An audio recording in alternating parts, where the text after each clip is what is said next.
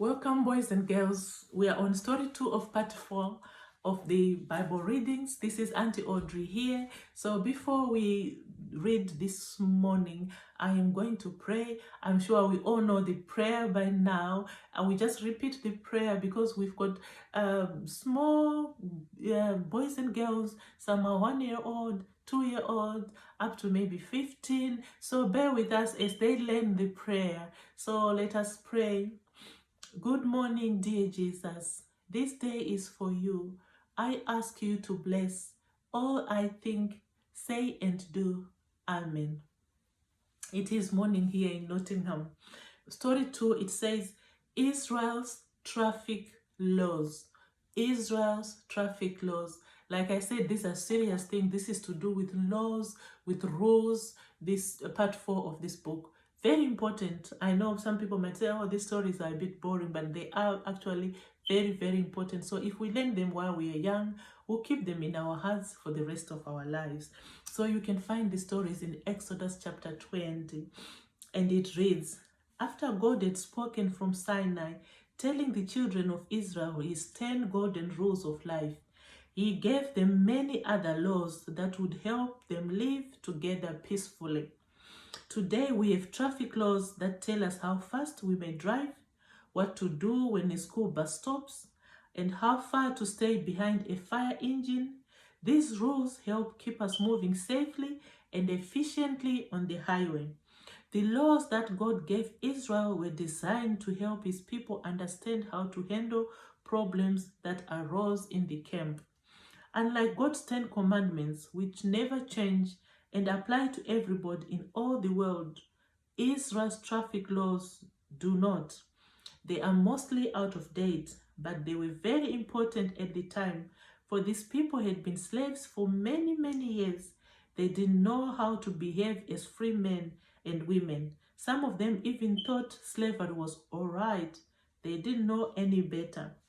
God had to educate them, and so through Moses, he taught them first one lesson and then another. He couldn't change their thinking all at once, so he did it little by little. For instance, knowing that some of the people thought having slaves was all right, he gave orders about how slavery should be regulated. If anyone bought a slave, after 6 years of service, the slave was to be released without having to pay anything. That was a start, at least towards greater freedom. God gave other interesting rules. If 2 men got into a fight and one man hurt the other so badly that he had to go to bed, then the one who struck the blow had to help the wounded man get well. He also had to pay the injured man for lost time at work. That was very fair and must have prevented quite a number of fights. If a man dug a hole and forgot to put a cover on it, and another man's ox or donkey fell into it and was killed, then the man who dug the pit had to pay the other man for the dead animal. This also was fair, don't you think? If a man allowed his cattle or sheep to graze in a neighbor's field, then he had to pay back his neighbor by giving him the best hay from his own field. If one man's ox hit another man's ox so badly that it died, then the live ox had to be sold and the money divided between the 2 men.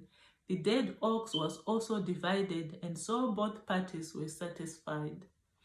God told the Israelites that they should never take a bribe. A bribe, he said, makes people lie. How true. You must not mistreat a foreigner was another very fine law, and the reason God gave it was, you know how it feels to be a foreigner. You were foreigners in Egypt.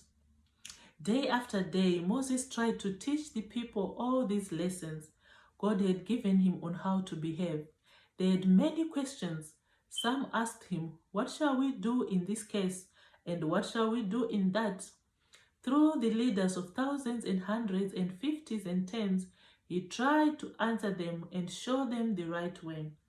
Not everyone, I suppose, liked what he told them.